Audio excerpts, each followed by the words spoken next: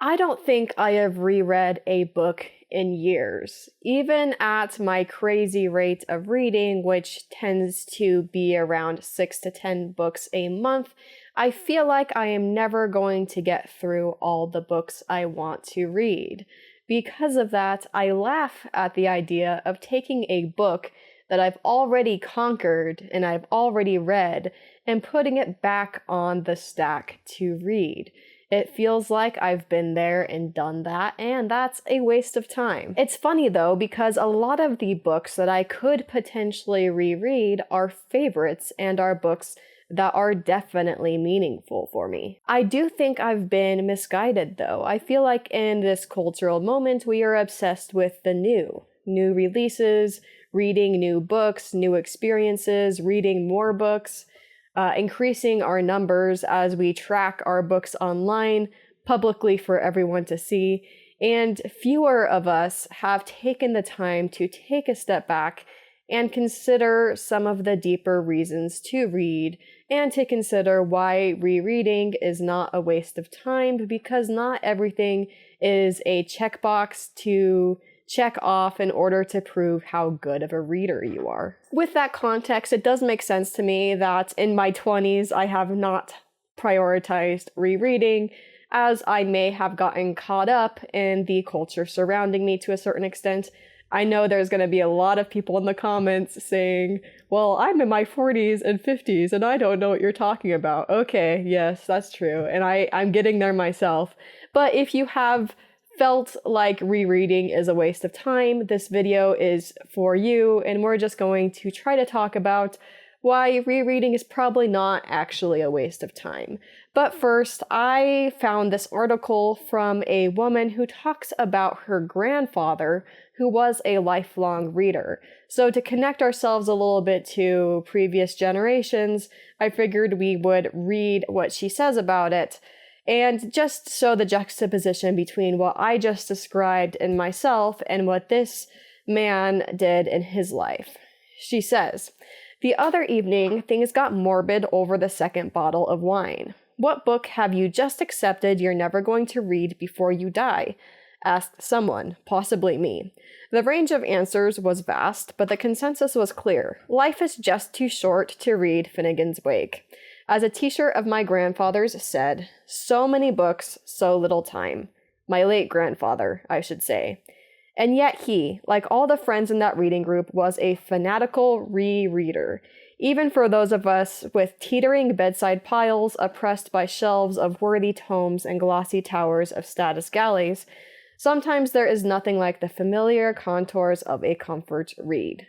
As I just mentioned, recently I've taken a moment to step back to think about the reread and why it probably is worth our time, even in this moment of watching videos with lots of book recommendations all shared to us within 90 seconds on TikTok or even 10 minutes on YouTube. We can still go back and read what we already loved instead of always chasing after a new experience. But first, let's talk about how reading a book one time doesn't really make you an expert. You didn't conquer it the first time. So I just spent a ridiculous amount of time, years, telling myself that I don't want to re-experience something or relearn something that I already know because there's so much out there that I don't know. Recently, I've been considering if that's even true.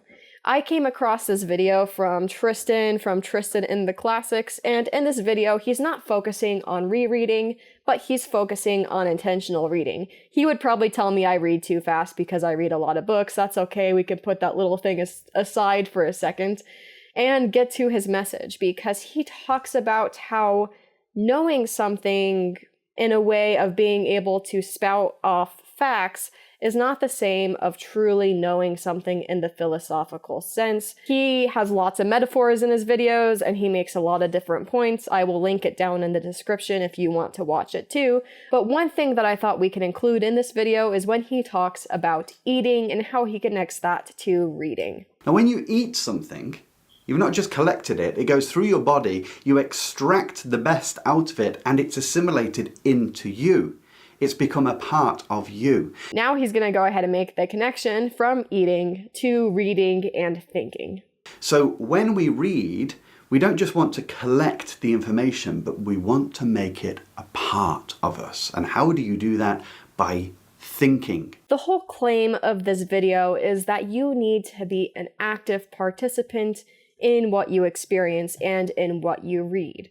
Being able to tell everyone the plot of the book and recall facts is not the same thing as truly internalizing the message and truly having it become a part of you. It's not about the quantity of what you read, it's about the quality of what you remember and what you actually apply to make your life better. I think this all links very nicely to rereading because when you reread a book, hopefully you remember something from the first time, even though in some cases I probably would have forgotten almost everything at this point.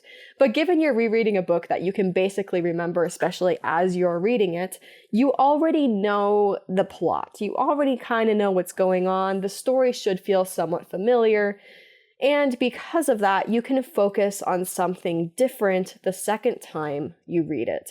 Victor Brombert wrote a piece in the Yale Review a few years ago, and I want to read it to you because I think it's very relevant to this discussion.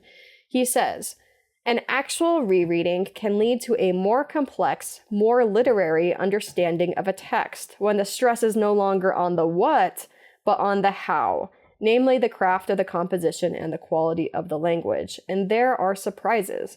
Renewed contact with a novel or a poem can activate the autobiographical curiosity, the search for a better knowledge of the self. The new reading, a form of revision, uncovers the change in us. The newness is not in the text, it is we who have evolved. Every rereading registers this revision and further provokes it. As the literary critic Rachel Falconer pertinently observed in introducing a collection of essays entitled Rereading, renewed encounters with a literary work makes us feel, on every separate occasion, that we are reading it for the first time." I think there is a lot of wisdom in this. During a reread, we can focus on elements that we probably weren't focused on the very first time. Oftentimes, we might have been distracted about the what, and we weren't able to notice the how or contemplate the why. On a reread, you kind of already know what is happening, what is going on, and what the author is doing.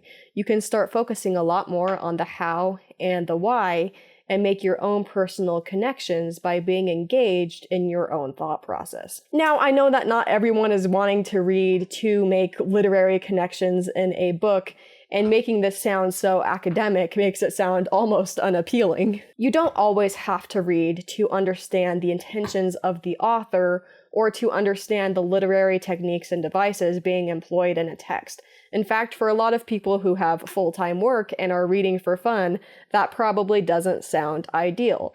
However, by rereading a book, you can still make a new connection with yourself. If you see something in a book that you did not see the first time, or you're just experiencing it differently because you are a different person now than you were before, you can still make a very personal connection that feels new and important, even if the connection or what you take from the text is not something that anyone else would understand and is not something that you can easily talk about in an essay like the one we just read. It's even possible that during a reread, the book can have a deeper impact on you than it did the first time. Rereading can be comforting. Even if you are rereading something that you don't exactly want to analyze, a reread can still be a very comforting and healthy activity for you and your brain. We all understand that reading is a really good activity, and reading can also be a pretty good dopamine cleanse, especially in a time period where everything is on screens and everything is meant to hold our attention hostage. Reading itself is already a little bit of a rebellion because you are choosing to slow down and focus on the moment. Rereading has the benefit of being especially calming and relaxing. Even compared to reading, you're no longer on the edge of your seat, you know what's going to happen, so you have the time to sit back, understand what's coming, and reflect. It's the opposite of scrolling on TikTok or chasing every new trend. It's not new, it's not trying to just hold your attention, and it does require you to sit there with your thoughts and experience something that you have quite literally already experienced. It gives you a moment to just be, and even allows you to experience some form of nostalgia, which can be really healthy to do every once in a while. In addition to experiencing a familiar favorite, you might also remember something about yourself. Whenever we interact with objects or with text that we have seen before in a different time of our life, it's going to help us remember that time of our life.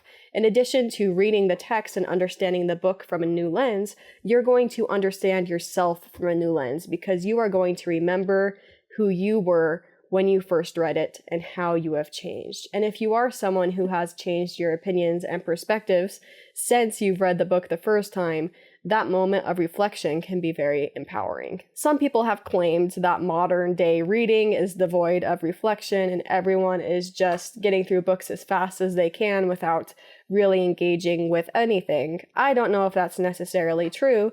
Regardless, it definitely doesn't have to be true for you. A large benefit of reading is it allows you to slow down and it can allow you to think.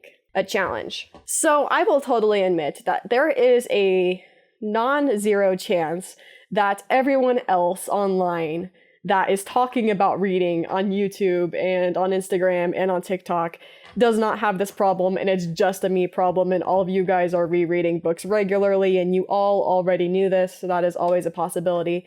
However, if you have not been rereading, I would like to challenge you to choose to start rereading. Think about yourself 10 years ago. If that's before you started reading and at that age you are reading picture books because you're so young, you can choose 5 years instead. But think of yourself at least 10 years ago and think about a book that was really meaningful for you and think about that time period of your life and why that book was meaningful for you. This month, I want to have you try to acquire that book if you no longer have it. Try to find a copy. If it's a book that's really meaningful for you, it could be an opportunity or an excuse to get a special edition, given that is within your budget. After you acquire this book that had a lot of meaning for you at one point, I want you to read it in December.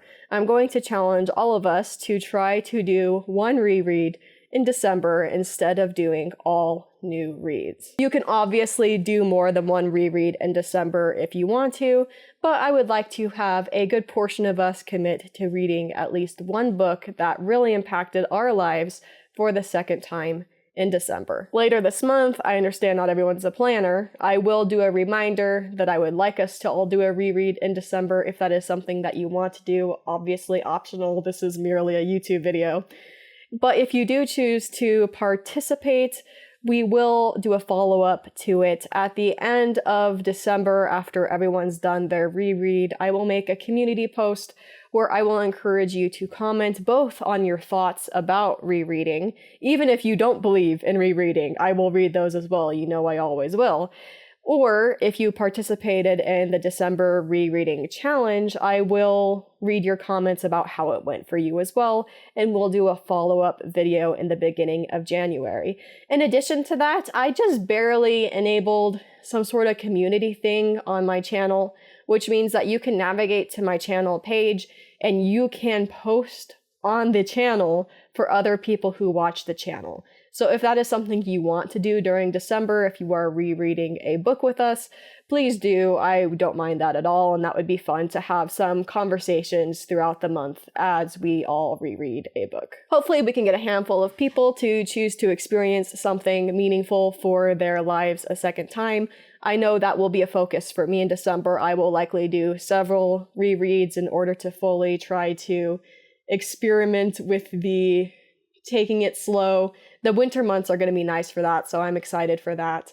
And just re-experiencing something that was meaningful for my life before, instead of always chasing the next big thing. Like I said, I will post a really short video at the end of the month as a reminder. At the moment, I'm thinking we just keep it simple because the whole point of this is to slow down and remember the joy of rereading books we already love. However, if there's enough of you down in the comments who would prefer to have some simple prompts just to get you to think and to participate, I could definitely make that happen by the end of the month. Let me know down in the comments if you consistently reread books, if you don't reread books for for any reason, and if you are going to reread a book with us in December. Thank you for watching.